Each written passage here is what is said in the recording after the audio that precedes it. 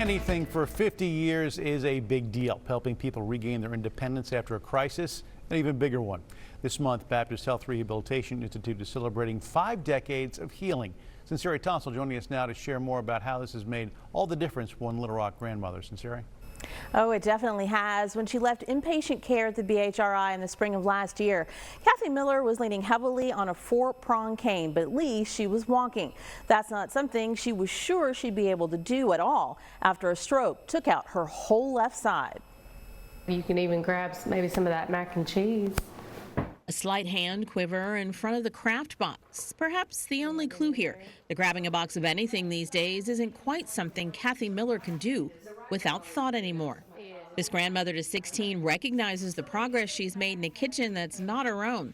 Kitchen that became her classroom after a devastating day more than a year ago, when she went to get out of bed and just felt weird, not even able to hold onto her phone. Because I really could hardly do anything. Kathy spent 26 days at the Baptist Health Rehabilitation Institute, or BHRI, in Little Rock, fighting to get all of her anythings back. So even when she couldn't move that hand a lot, we were using it as even just like a stabilizer, right. Like being able to, Trying to make it, you know, holding it with this hand, yeah, the bowl, but then stirring with that hand.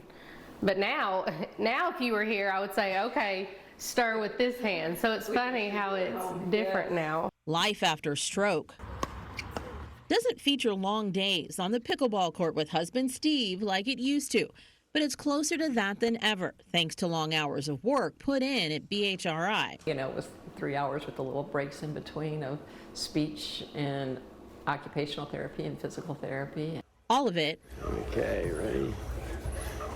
step by step, pulling Miller not only out of bodily dysfunction, but the emotional variety as well.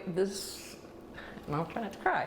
It was night and day for me because they gave me hope. I had no hope when we moved, when we moved in here and came in here that first morning. It's like I had this before life and this after, kind of like those Venn diagrams, and they collide, and I'm in that middle, and it was kind of that dark middle in between. I didn't know there was light at the other end. Even if she might have been hurting on the inside, you could never see it on the outside. She would always just smile, and I mean, some days she would just say, I'm just feeling extra tired today, so I knew, okay, I needed to give her a little bit more encouragement today. But I mean, she was always ready to work. We have our different robotic arm, our Mayo spring that helps reduce gravity eliminated to help reach for things. Occupational therapist Shannon McDade's been with the BHRI for 8 of its 50 years. And progress like Miller's is what keeps her clocking in. She did all the hard work. I just did the coaching, the teaching, the encouragement. But just seeing it being paid off is just wonderful. 'Cause I mean, that's why I do what I do.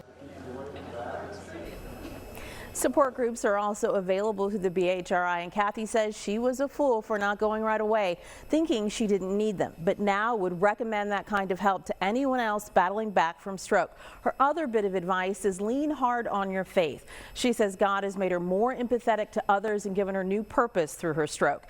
As the BHRI celebrates 50, I'll have another look at how it helps the region recover next Wednesday. Caroline.